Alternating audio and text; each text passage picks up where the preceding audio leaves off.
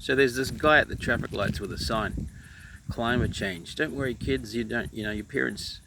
Sorry, kids. Your parents don't appreciate climate change. Well, the guy's an old nut job, standing there with a little sign, smiling at people, thinking he's going to change the world. Most people are just in a hurry to get to their jobs, to get to their appointments, to get their shopping done. They ain't got time for that. You know, you have these climate change rallies, people are going to go to that. But what are you doing at an intersection with a sign? I don't know. Making a name for yourself. Who knows what he's doing? Anyway, climate change. If you read the Bible, read the scriptures, it says that in the last days there'll be great commotions in the earth.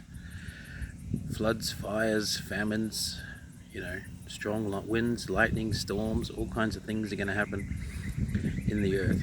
And these things are happening. Earthquakes in diverse places, volcanoes everywhere. Look at the ring of fire around the Pacific. There's earthquakes all the time. There's all kinds of storms happening. Floods, mudslides, killing people all the time.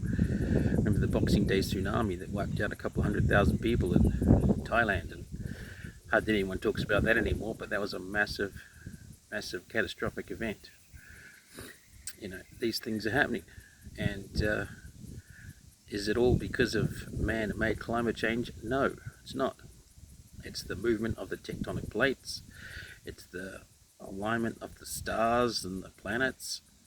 It's the evolution of the Earth.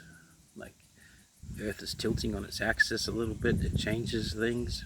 Like, there's a whole lot of things that come into play. So people, politically minded people, need to be careful that they don't get sucked into this climate change agenda, which is really just about taxing the rich and giving it to the poor. And then somehow the money gets siphoned off into all kinds of projects, pet projects for people, and half of that money probably doesn't even do anything for anybody. So, you know, it's a bit like humanitarian aid. You never know where it's all going to end up. You know, you give to the Red Cross and something, not all of the money even gets there. It goes through administration costs. You know, you'd be lucky if 50% makes it on the ground.